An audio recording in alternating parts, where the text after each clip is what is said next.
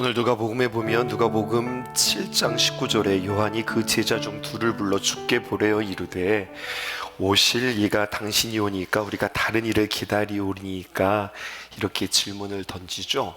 그때 예수님께서 그에게 자신을 설명하지 아니하시고 증거를 대하십니다. 뭐라고 말씀하시느냐? 22절에 보면 예수께서 대답하여 이르시되 너희가 가서 보고 들은 것을 요한에게 알리되 맹인이 보며 두 번째, 못 걷는 사람이 걸으며 납병 환자가 깨끗함을 받으며 귀먹은 사람이 들으며 죽은 자가 살아나며 가난한 자에게 복음이 전파된다 하라. 예수님은 설명하지 않으셨습니다. 구체적인 증거를 보여주셨죠. 못 걷는 사람이 걷는다. 이 증거를 깊이 묵상하다가 오늘 여러분들에게 보여드렸던 애니메이션 누웠던 중풍병자가 고쳐지는 그 사건이 생각났습니다. 그리고 여러 가지 귀한 말씀의 묵상을 주님께서 허락해 주셨고 오늘 그 말씀을 대강절을 통해서 여러분들과 함께 나누고자 합니다. 첫 번째는요, 기적보다 앞서 말씀으로 삶을 해석하게 하시는 그 주님을 만나게 되었습니다. 오늘 이야기는 단순히 중풍병자가 예수님을 만나서 병고침을 받았다 이렇게 우리가 본다면 오늘 이 본문을 너무나도 지역적으로 너무나도 좁게 보는 겁니다. 오늘 본문의 핵심은 11절 내가 내게 이르노니 일어나 내 상을 가지고 집으로 가라. 이것이 오늘 말씀의 핵심이 아닙니다. 우리가 지금 11절을 보았는데요, 그 앞절 10절이 사실은 더 중요한 표현입니다. 어떤 표현이냐? 그러나 인자가 땅에서 죄를 사하는 권세가 있는 줄을 너희로 알게 하려 하노라 하시고 중풍병자에게 말씀하셨어요. 이게 먼저예요. 그러니까 우리 예수님이 사람의 죄를 사하는 권세가 있다, 이것을 증명하기 위해서 오늘 중풍병자를 고쳐주신 거지, 딱 보고 단순히 너 병들었구나, 너 너무 불쌍한데 내가 내 병을 좀 고쳐줘야 되겠구나, 이렇게 병든 그들을 고쳐주기 위해서 예수님께서 이 땅에 오신 게 아닙니다. 이 관점으로 보셔야 되는 거예요. 오늘 본문에 보니까 주봉을 뚫고 내려온 중풍병자들을 예수님께서 고쳐주시는데 오늘 1절에 보면은 수일 후, 며칠이 지나서 이런 표현이었습니다. 여기는요 여러 가지 많은 의미들을 담고 있습니다. 지금 마가복음 2장을 보고 있는데 1장에 보면은 예수님이 여러 환자들을, 어려움 당한 이들을 고쳐주고 치유하시는 이야기들이 성경에 1장에 빼곡하게 채워져 있습니다. 그러니 주님의 인기가 하늘을 치솟듯 솟게 되어지는 겁니다. 가는 곳마다 예수님으로 인하여, 더 정확하게 표현하면 예수님으로 인하여가 아니라 예수님의 기적으로 인하여 사람들이 인산인해를 이루고 있는 겁니다. 그러니까 그 인기가 조금 사그라들기를 기다리면서 수일 후에 예수님께서 또다시 가버나움에 들어가시는 겁니다. 또 오늘 1절에 보면 수일 후에 예수님께서 다시 가버나움에 들어가셨다. 이 다시라고 하는 표현이 저는 참 좋았습니다. 한 번 와주신 것도 영광이고 한 번 와주신 것도 참 감사한데 주님께서는 계속해서 다시 찾아가시고 다시 찾아가시는 이 주님의 걸음에는 주님의 사랑과 주님의 열정이 담겨져 있습니다. 예수님이 집에 계신다고 하는 소문이 들자 또다시 수많은 사람들이 모여들기 시작했습니다. 많은 역사가들은 추측하기를 이 집이, 이 가버나움의 이 집이 아마도 베드로의 집이 아니었을까 이렇게 추측하고 해석하기도 합니다. 2절 보실까요? 많은 사람이 모여서 문 앞까지도 들어설 자리가 없게 되었는데, 근데 그때 예수님께서 그들에게 도를 말씀하셨다 라고 하는 아주 독특한 표현이 있습니다. 도를 말씀하셨다. 도를 아십니까?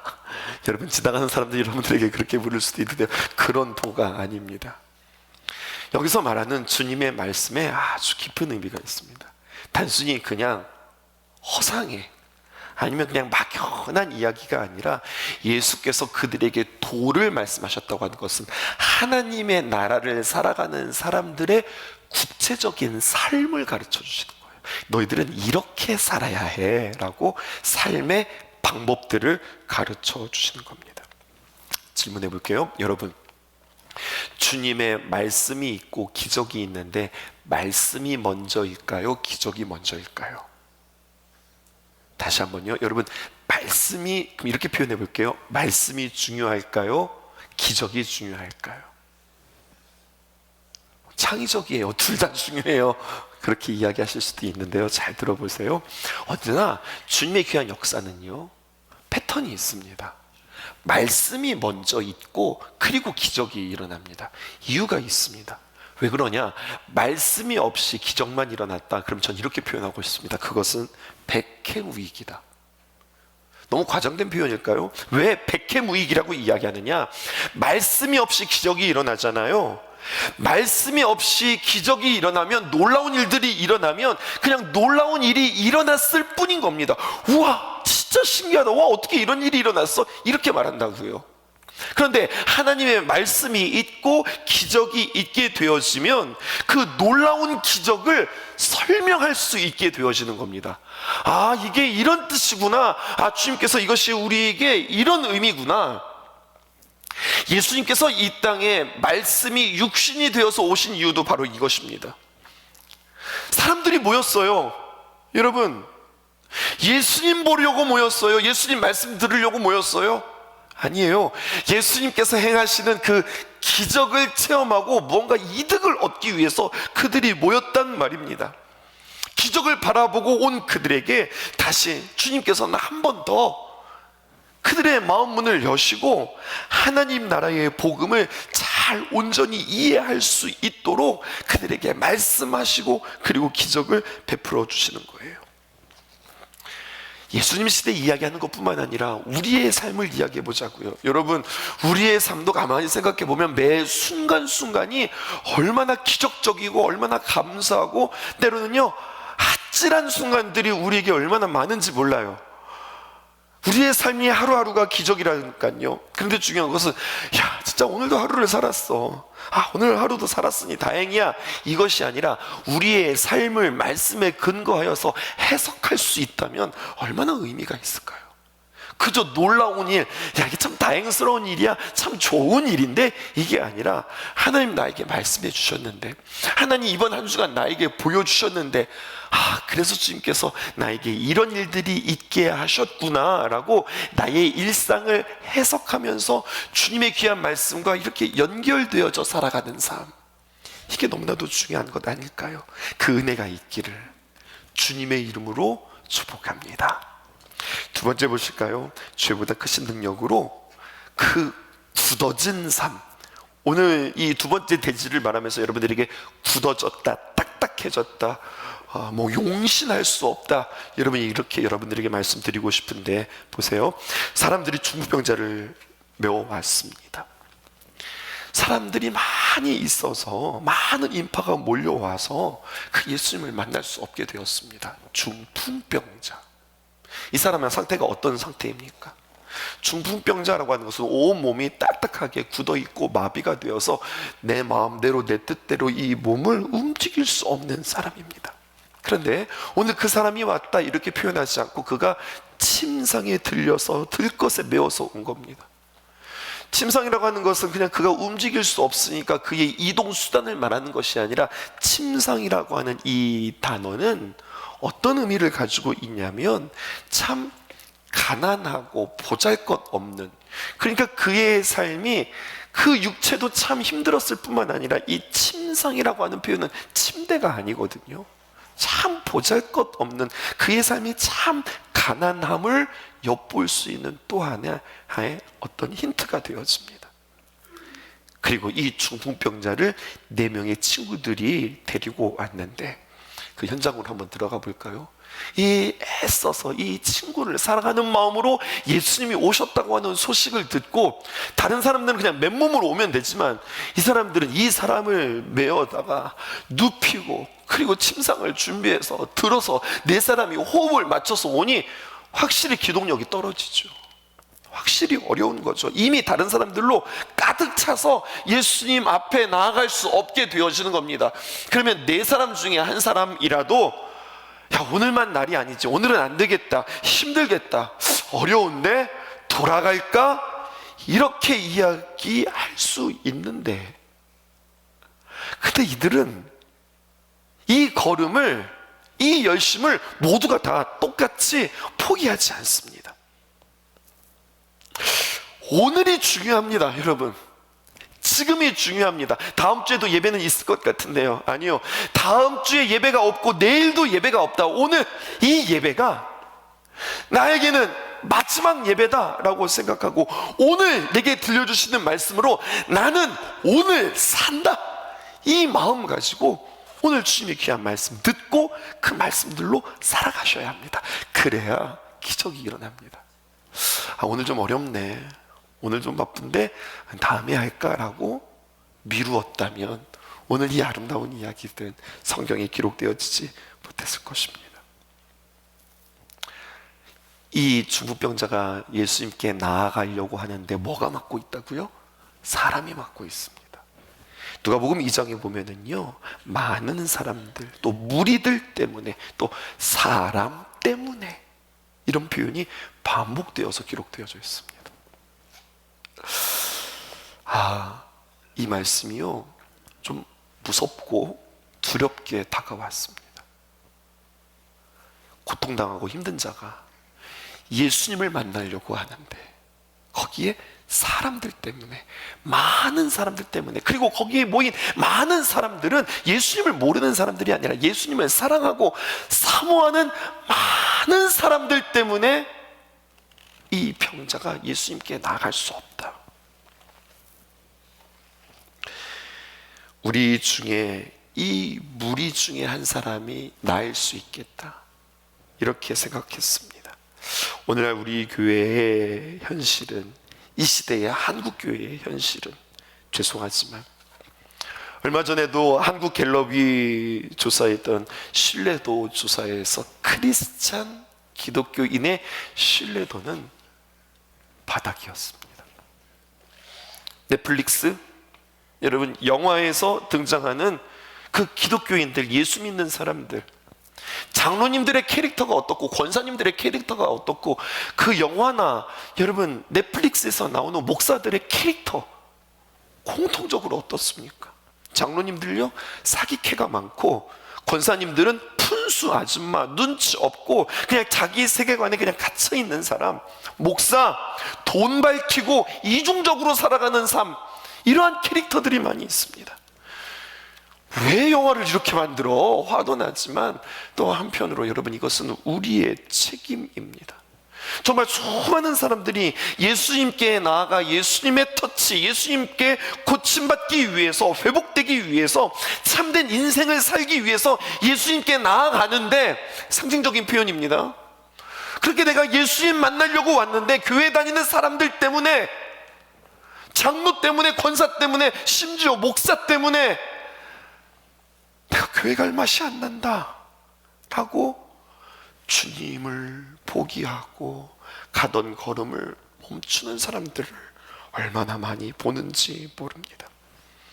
우리의 자신들을 다시 한번 주님 앞에 두렵고 떨리는 마음으로, 나는 누군가에게 걸림돌인가, 아니면 나는 누군가에게 디딤돌인가, 이것들을 생각해 보았으면 참 좋겠습니다.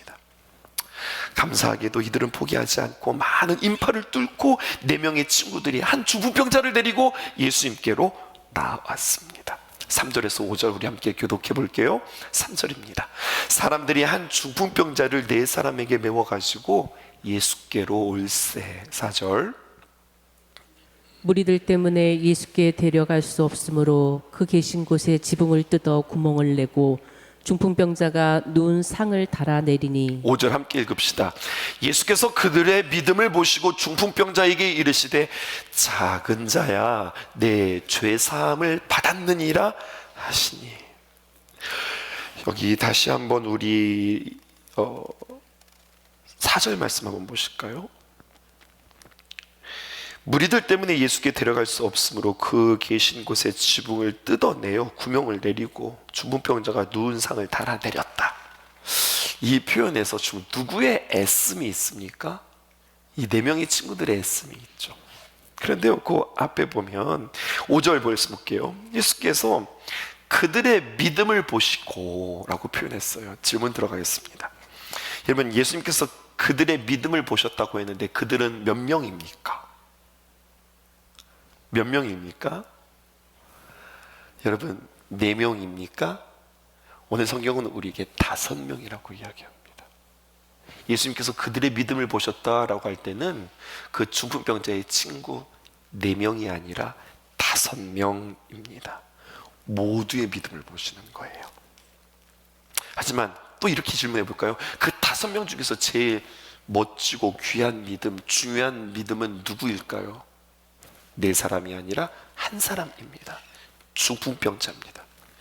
중풍병자 자신의 믿음이 제일 중요합니다.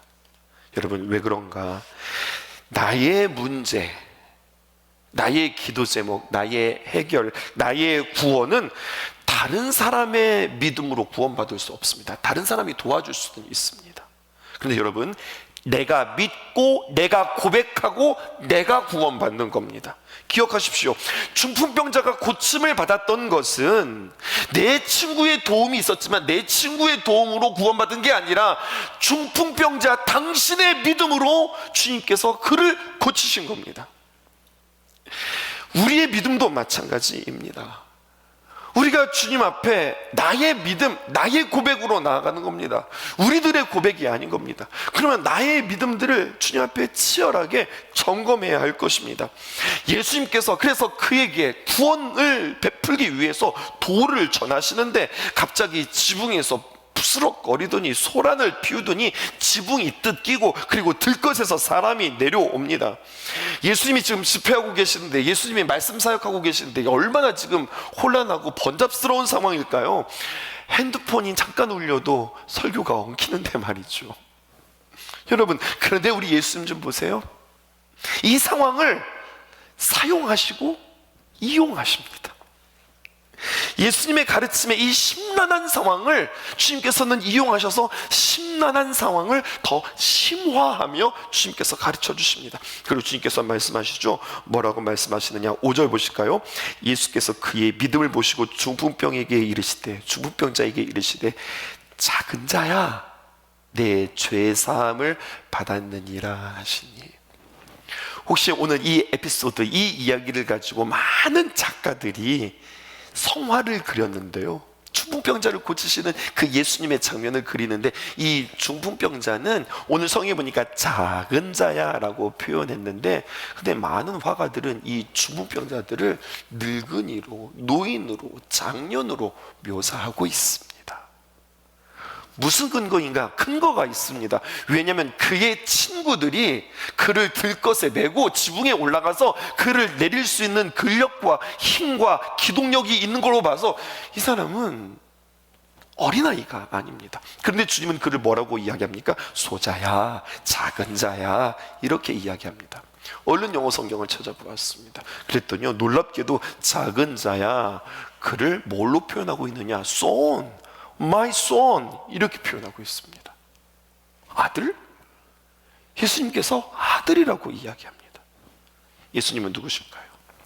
예수님은 우리의 육체, 우리의 몸을 치유해 주시는 분일 뿐만 아니라, 예수님은 우리의 영혼을 구원해 주시는 분 뿐만 아니라, 예수님은 누구십니까? 우리의 상한 마음을 고쳐주시는 분. 아들아, 아들, 이 말에 그는 얼마나 큰 위로를 받았을까? 당신 뭐하는 사람이야? 지금 집회, 이 예배 가운데 당신 좀 뭐하는 사람이야? 이렇게 이야기하지 않고 그 방해꾼이고 그리고 그 어려움이고 그 소란을 준 그를 향하여서 괜찮아, 괜찮아, 잘했어, 잘했어, 내 아들, 이렇게 말씀해 주시는 주님의 이야기입니다. 이제는요, 이 아름다운 이야기, 이 행복한 이야기에 우리의 삶 가운데 이것을 어떻게 한번 구체적으로 적용해 볼까 생각해 보았습니다. 세 번째, 주에 묶여 걷지 못하는 나를 걷게 하시는 주님이시다 라고 하는 거죠. 오늘 이 본문에는요, 여러분 혹시 발견하셨어요? 뚜렷한 명함이 있습니다. 뚜렷한 대조가 있습니다. 어떤 대조가 있느냐, 아주 흥미로운 장면을 우리에게 은근히 보여주고 있는데요. 6절에서 7절에 있는 말씀입니다. 6절, 어떤 서기관들이 거기에 앉아서 마음에 생각하기를. 7절입니다. 시작. 이 어찌 이렇게 말하는가. 신성 모독이로다. 오직 하나님 한 분 외에는 누가 능히 죄를 사하겠느냐. 서기관이라고 하는 사람들, 하나님의 말씀을 너무나도 잘 아는 사람들, 그런데 그들이 지금 어떻게 하고 있습니까? 그 자리에 그냥 앉아 있습니다. 꼼짝하지 않고 그 자리에 앉아 있습니다. 움직일 줄 모릅니다. 저는 이렇게 표현하고 있습니다. 당신들의 다리가 지금 굳어 있습니다. 말씀이 들리지만, 아니 말씀을 잘 알고 있는 서기관 당신들이요, 당신은 알기만 하지 행동하지 않습니다. 반면에 이 중풍병자의 친구들은 누구냐? 움직이고 있습니다. 부단히 움직이고 있습니다. 그들의 움직임이 성경에 곳곳에 기록되어져 있습니다. 그를 예수님께로 데리고 왔고요, 지붕을 뜯어냈고요, 달아서 내렸고요, 계속해서 주님 앞에 끊임없이 움직이는 이들을 보게 되었습니다. 이것이 대조되어지고 있다고요. 서기관들은 멈추어 있고 그들은 움직이지 않고, 마치 중풍병처럼 그들은 마비되어서 걷지 못하고, 하나님의 귀한 말씀에 그들이 동하지 아니하고 판단하고 비판하고 예수님을 예수님으로 바라보지 못하는 그들의 모습을 보게 되어집니다. 누가 중풍병자인가? 오늘 성경은 마치 우리에게 다시 질문하는 듯 합니다. 우리의 일상으로 한번 가져와 볼까요? 우리의 일상에 우리의 심령을 마비하게 하고 우리의 심령을 꿈쩍하지 못하게 하고 사지를 마비시키는, 그리고 쥐락펴락하는 세상의 권세가 우리에게도 있습니다. 정확한 수치와 그리고 통계를 통하여서 한국 교회를 전망하고 전략을 제시하는 목회 데이터 연구소에서 한국 교회 트렌드 2026이라고 하는 책을 발간했습니다. 그러니까 이만쯤 되어지면 세간에는 많은 새해의 트렌드에 대하여서 이야기하는 많은 정보와 많은 매체들과 책들이 있습니다. 트렌드 코리아를 비롯하여서 경제 트렌드, 사람들의 소비 트렌드, 문화 트렌드, 또 어떤 컬러의 트렌드. 여러분들 그거 아시죠? 매년마다 우리가 포스터를 붙이는 그 컬러는 그냥 아무 색깔이나 고르는 것이 아니라 팬텀에서 선정하는 그 컬러를 우리 교회도 늘 선택합니다. 여러분, 트렌드를 이야기하는데 이 한국교회 트렌드 2026이라고 하는 책에 2026년도에 우리가 집중해야 될 10가지의 키워드가 있습니다 라고 10가지를 우리에게 쭉 제시하는데, 그러면서 이런 것들이 우리가 집중해야 할 것이고 우리 한국교회 기독교인들이 걸어야 할 어떠한 좋은 지표입니다 라고 표시하는 것 가운데 10가지 뭐야 이런 주제가 있다고 제가 깜짝 놀라는 주제 한 가지를 보았습니다. 그것은 바로 무엇이냐? 오늘날 한국 교회, 한국 사람들이 아니라 한국 교회, 기독교 교인들이 무속에 빠진 그리스도인이라고 하는 주제가 하나 있었습니다. 6번째 항목에 해당되었습니다. 이게 도대체 무슨 소리야? 그랬더니요, 목회연구소가 발표한 기가 막힌 통계 하나를 만나게 되었습니다. 기독교인들을 대상으로 2025년도 5월 중순에 약 1000명을 대상으로 이들에게 설문조사를 했습니다. 이렇게 질문했다는 거죠. 보여주실까요? 당신은 기독교인들한테 물어본 겁니다. 점, 운세, 사주, 관상, 손금, 타로, 별점, 궁합을 보셨습니까? 14.2%. 여러분들 혹시 이사할 때에 우리 집에 애군이 없게 하기 위하여서 손 없는 날로 택하십니까? 예수 믿는 사람들한테 물어봤어요. 5.2%. 제가 늘 이야기하잖아요. 언제 이사하셔야 되는 거예요? 비 안 오는 날, 맑은 날, 주일 피하고 손 있는 날 하세요. 그날이 좀 싸답니다. 우리는 그날 하는 겁니다. 또 산소짜리 집을 지은다고 합니다. 그때 풍수지리에 의존하십니까? 3.6%. 깜짝 놀랐습니다. 개업, 또 새로운 일을 시작할 때에 목사님 모시고 신방하는 게 고사 지냅니까? 2.9%. 100사람 중에 3명은 고사 지낸다는 거예요. 신방은 무슨 신방, 고사 지낸다는 거예요. 혹시 여러분들도 이런 사람입니까? 집안에, 사업장에 부적이 있습니다. 1.8%.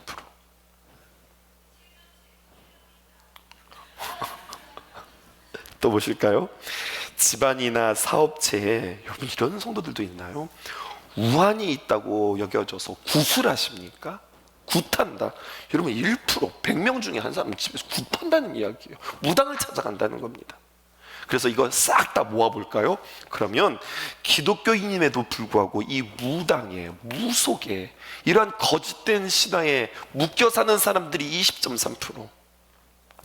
잘 안 와닿으시죠? 제가 이렇게 표현해 볼게요. 찬양대 지금 2번째 줄에 하나, 둘, 셋, 넷, 5명이 앉아 있는데 이 중에서 한 사람은 지금 굿하고 있고 부적 쓰고 있고 전 보러 다니고 그리고 자꾸 찔려요? 지금 찔리는 겁니다. 이 5사람 중에 한 사람은 그렇게 하고 있다는 이야기. 2023년도 통계청의 전국 사업체 조사를 따르게 되어지면 무속인이, 그리고 거기에 관련된 사람이 80만 명. 이게 잘 안 와닿지요. 2000년과 비교해서요, 2023년도 약 23년이 지났는데요, 이 무속인이 4배가 늘었답니다. 퀴즈 내볼까요? 이 땅에 살아가는 목사님들의 숫자가 몇 명이라고 생각하세요? 대략 10만을 따집니다. 근데 무속인은 몇 명이라고요? 80만. 무속인들, 무당들이 8배가 더 많습니다. 여러분, 이러한 영적인 기류, 이러한 상황 속에서 사람들은 알게 모르게 이러한 무속과 헛된 신화에 꼼짝없이 이렇게 묶여 삽니다. 문지방 밟지 마라, 복 나간다. 밥그릇은 엎어놔야 된다고요? 찾쳐놔야 된다고요? 그거 잘 모르겠네요. 뭐 어떻게 하면 복 나간다, 복 들어온다, 뭐 어떻게 시작해야 된다, 어디를 바라봐야 된다, 무엇부터 해야 된다, 이것 따지고 저것 따지고, 이거 여러분, 이러한 이 땅에 은연중에 우리의 만연하게 들어온 이런 무속들로 인하여 우리가 묶여서 음신 못하고 꼼짝달싹하지 못하는 우리들을 만나게 되었습니다. 우리 성도들은 이런 것과 관련이 없겠지요. 그런데요, 이거 조금 더 확장해 볼까요? 비단 무속과 이런 환경들 뿐만 아니라 나는 헛된 생각에, 헛된 정보에, 세상의 말들로 인하여서 그것에 매여서 내가 묶여서 살아가는 우리들의 모습은 아닌가, 우리들 스스로 한번 점검해 보셔야 하겠습니다. 예수님께서 우리에게 가까이 다가오셨습니다. 그리고 뭐라고 말씀하시느냐? 9절에서 11절 보실까요? 9절, 중풍병자에게 내 죄사함을 받았느니라 하는 말과 일어나 내 상을 가지고 걸어가라 하는 말들 중에서 어떤 것이 쉽겠느냐? 10절, 그러나 인자가 땅에서 죄를 사하는 권세가 있는 줄을 너희로 알게 하려 하노라 하시고 중풍병자에게 말씀하시되 11절, 내가 내게 이르노니 일어나 네 상을 가지고 집으로 가라, 이렇게 말씀하셨습니다. 저는 혼자 상상해 보았습니다. 그래서 그는 주님으로부터 이렇게 고침을 받고 묶였던 중풍병으로 고생했던 그는 자유함을 얻고 건강하게 살았을까? 평생 건강했을까? 그가 더 나이가 들어서 세월이 지나서 혹시 또 무릎은 아프지 않았을까? 계단 걸어갔다 올라갔다 내려가는데 또 어려움을 당하지는 않았을까? 관절염이 상황했지는 않았을까? 또 허리가 아프지는 않았을까? 그래서 또 몸져 눕지는 않았을까? 주님께서 고쳐주셨지만 또다시 그 몸은 아파질 수 있습니다. 고생할 수 있습니다. 또 뻣뻣해질 수 있습니다. 무엇을 말하는 걸까요? 예수님이 그의 몸을 고쳐주시려고 온 게 아니라는 이야기입니다. 무엇 때문에 오셨습니까? 그의 죄를 용서하여 주시고 그의 영혼을 자유케 하시고 그에게 영원한 천국을 선물로 주시기 위해서 이 땅에 오셨다고 하는 사실입니다. 우리는 무엇을 바라보아야 될까요? 무엇을 우리는 의지해야 될까요? 그리고 우리는 무엇에 자유해야 할까요? 무엇에 풀리는 역사가 우리에게 있어야 할까요? 말씀은 사건을 일으킵니다. 말씀은 나로 하여금 움직이게 합니다. 심지어 사람의 말도, 위에서 일하고 있는데 밑에서 여보 식사하세요 이야기하면 하던 일 내려놓고 불이 나게 내려와서 밥을 먹는데 말입니다. 마찬가지입니다. 하나님의 말씀이 들린다? 전 이렇게 표현하고 싶습니다. 하나님의 말씀이 들린다기보다는 하나님의 말씀은 주로 우리의 마음속에 울립니다. 어떻게 울릴까요? 약간의 과정이 있습니다. 하나님의 말씀을 이렇게 듣고 하나님의 말씀을 대하고 하나님의 말씀을 묵상하고 하나님의 말씀을 읽는 여러분들은 그 말씀이 내 마음속에 말씀이 담깁니다.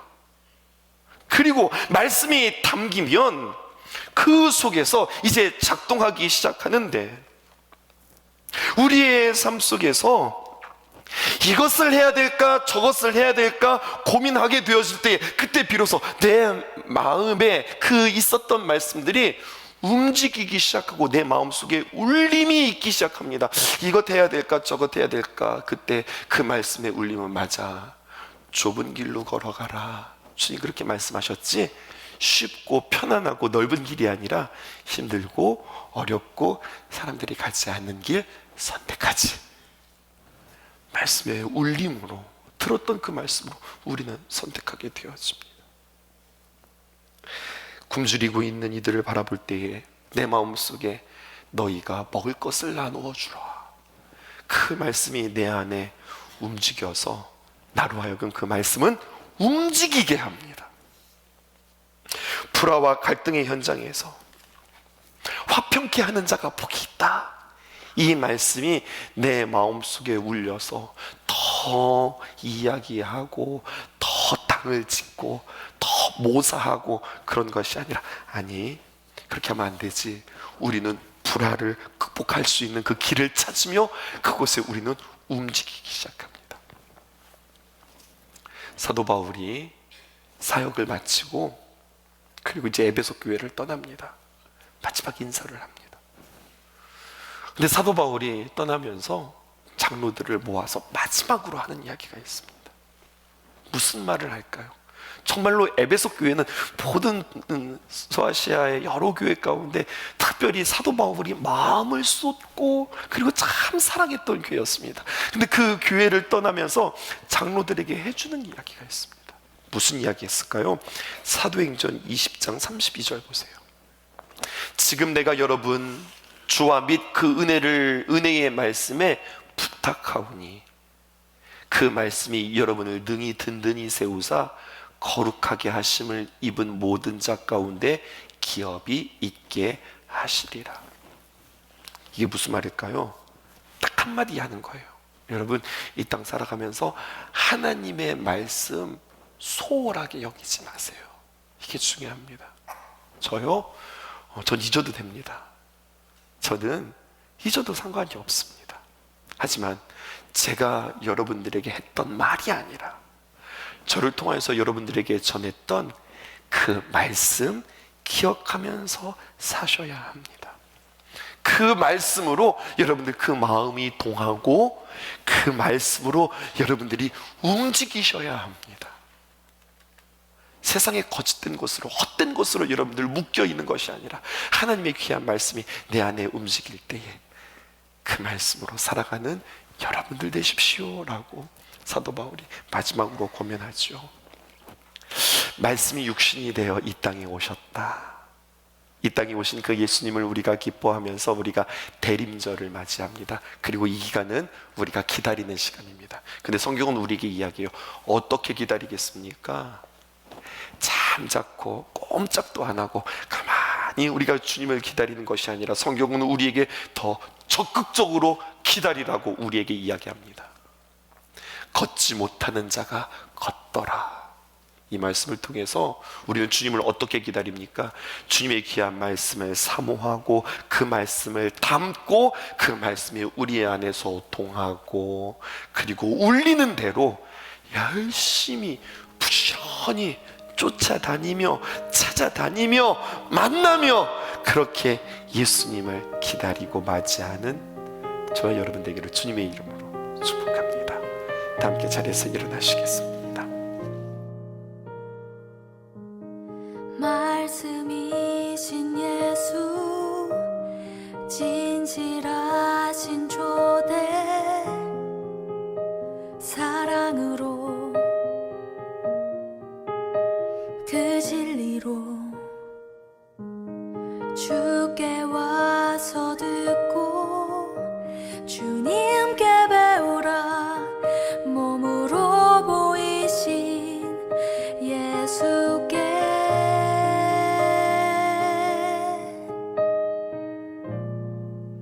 주님 말씀하소서. 듣기 원해요.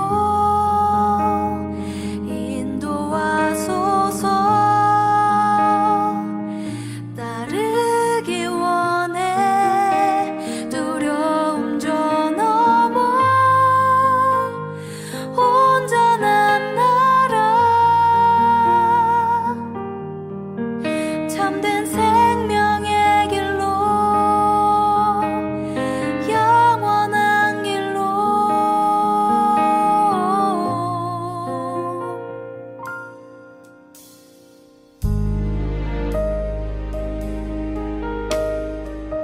오늘도 친히 그 말씀으로 우리에게 말씀하시는 예수님, 말씀이신 예수님, 주님 앞에 함께 고백합시다. 말씀이신 예수, 말씀이신 예수, 진실하신 조대, 사랑으로 그 진리로 주께 와서 듣고 주님께 배우라. 몸으로 보이신 예수께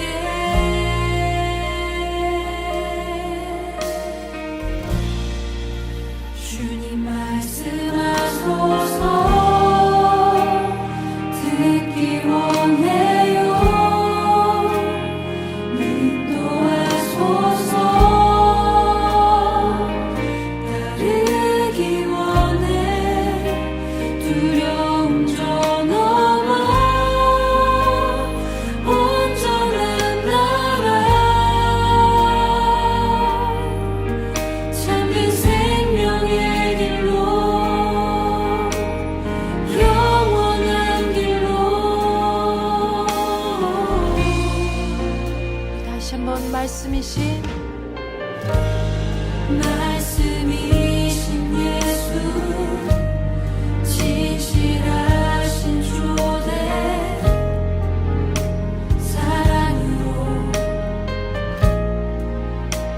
그 진리로 주께 와서 듣고 주님께 배우라. 몸으로 보이신 예수께 말씀이신 예수, 말씀이신 예수, 진실하신 조 사랑으로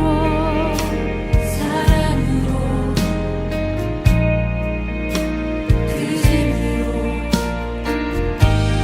주께 와서 듣고 주님께 배우라. 몸으로 보이신 예수께 주님 말씀하소서.